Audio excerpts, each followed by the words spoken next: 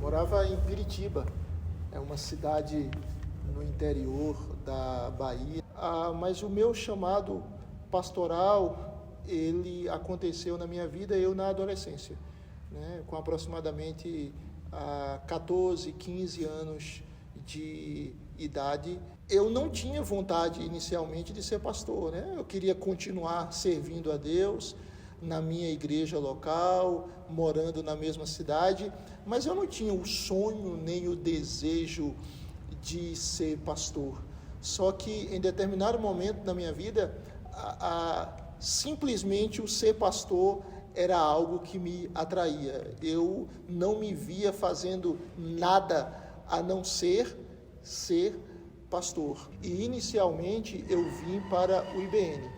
É interessante que o meu conhecimento da Quarta Igreja é um conhecimento que remonta a 1995, né? Quando eu estudei no IBN. Eu tive um contato com o pastor Edson, eu tinha 18 anos, e é curioso, né, que ele me convidou e eu tive a oportunidade de pregar na Quarta Igreja num domingo à noite. Era em outro templo, era em outro local ali na Salatiel de Barros. Então, assim, eu já conheço a Quarta Igreja desde 1995, ou seja, faz muito tempo, né? Só que eu já tinha em vista ir para o seminário e já estava aprovado pelo presbitério, na época presbitério de Campo Formoso, lá na Bahia, para ser enviado ao seminário. Mas inicialmente eu vim para o IBN, passei um ano no IBN e no ano seguinte eu fui enviado para o Seminário Presbiteriano do Norte, em Recife. Tinha 19 anos na época. Eu fui para um congresso de jovens em Natal e um dos preletores desse congresso de jovens era o pastor Edson Dantas, que era o pastor efetivo da Quarta Igreja na época. E ele me viu, perguntou se eu já tinha um campo definido para ir. Eu disse que não tinha. Ele entrou em contato comigo posteriormente, me convidou para vir pregar na Quarta Igreja e depois houve o convite junto com o conselho para que eu pudesse auxiliá-lo na função de pastor aqui na Quarta Igreja. Eu concluí em 1999. Eu estudei no Seminário Presbiteriano do Norte de 1996 até 1999. Depois que eu terminei o seminário, eu já vim para a Quarta Igreja. É uma história interessante, porque a minha expectativa era voltar para a Bahia. Por quê? Porque era o que normalmente acontecia, né? Você faz parte de um presbitério e dentro do nosso contexto, normalmente a gente volta para uma igreja do presbitério que nos envia. E no dia 18 de dezembro de 1999, eu fui ordenado pastor e comecei a servir nesse ministério junto à Quarta Igreja. Sim, o primeiro sentimento foi de honra, né? Porque servir ao Senhor como pastor, cuidar do rebanho que não é meu, mas que é de Deus, é um privilégio maravilhoso, né? Veja, eu tenho 2 momentos servindo a igreja como pastor, né? O primeiro momento foi esse que começou no final de 1999, até o final de 2003. De 2004 a 2007, eu fui servir em uma cidade aqui próximo, né, como pastor em São Bento do Una, a segunda igreja presbiteriana de São Bento do Una. No ano de 2007, pastor Edson me convidou novamente, junto com o conselho, para pastorear novamente a igreja, como pastor auxiliar. Então eu fiquei como pastor auxiliar de 2008 até 2010. Com a ida do pastor Edson para a cidade do Recife, a fim de ser diretor do Colégio Agnes, houve a indicação para que eu assumisse o pastorado efetivo da igreja. Algo que eu entendo que o pastor precisa compreender é que ele não é suficiente para lidar com as demandas do ministério. Ele precisa depender exclusivamente da graça de Deus. Não há capacidade humana que venha bastar. Então veja, nós vivemos em um mundo caído. A igreja é composta por servos de Deus, por homens e mulheres de Deus, que são pessoas falhas como eu.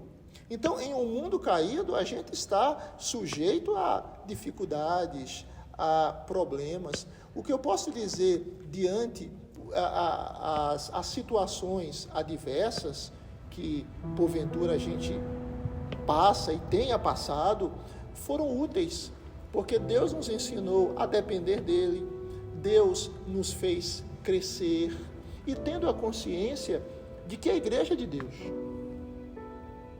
de que o mais interessado no bem-estar da igreja é Deus, de que nós somos apenas instrumentos, mas quem sustenta e quem mantém a igreja de Deus é o próprio Deus. Uma das coisas que alegra muito assim, o coração do pastor e, acima de tudo, o coração do próprio Deus é vermos pessoas sendo convertidas a Cristo.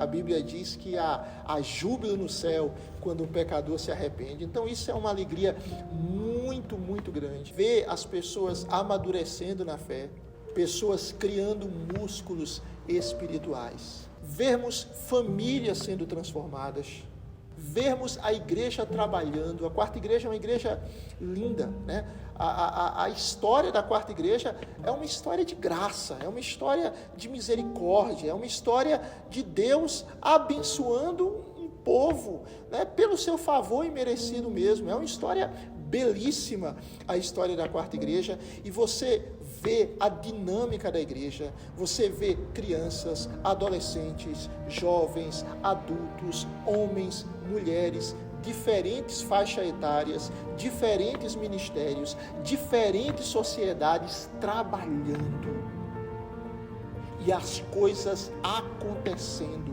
né? A quarta igreja é uma igreja muito ativa, é uma igreja em que nós desenvolvemos, graças a Deus, muitas atividades. Ela não é ativista, ela é ativa, ela é dinâmica. Isso traz um gozo muito grande. Um fato também que me alegra muito é vermos famílias sendo formadas, irmãos da igreja casando, irmãos da igreja tendo filhos, consagrando seus filhos ao batismo. Depois, a esses filhos, com o tempo, professando a sua fé. Isso traz muita alegria.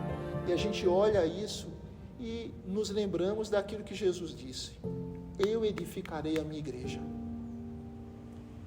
e as portas do inferno não prevalecerão contra ela.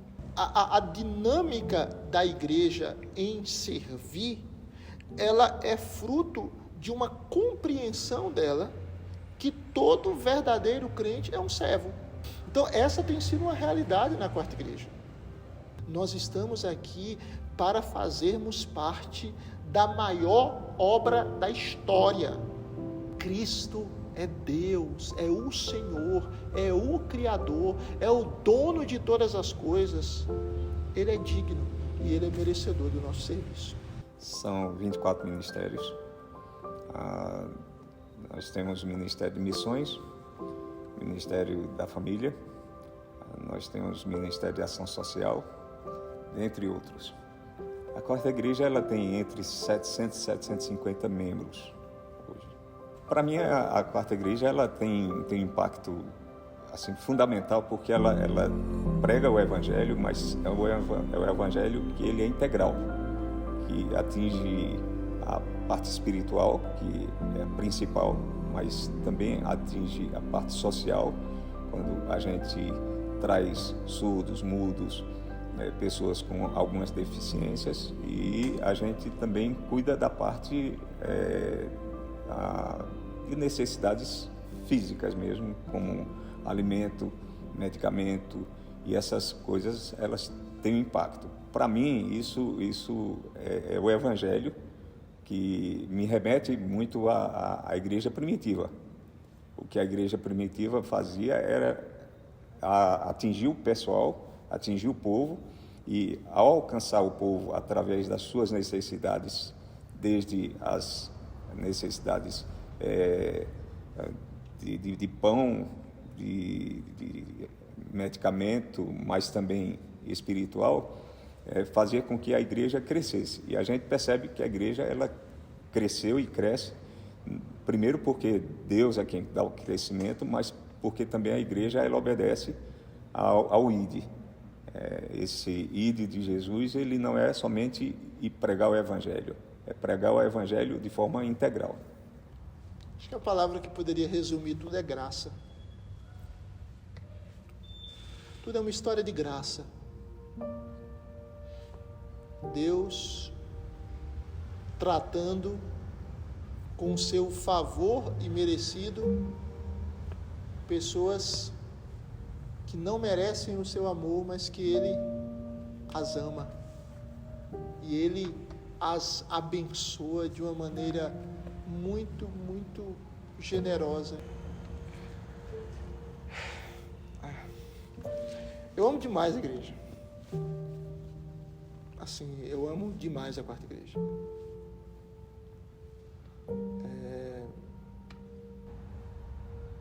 Uma igreja que eu tenho uma relação muito, muito forte, porque é uma igreja que faz parte da minha história. Então a Quarta Igreja é uma igreja linda. É uma igreja especial demais.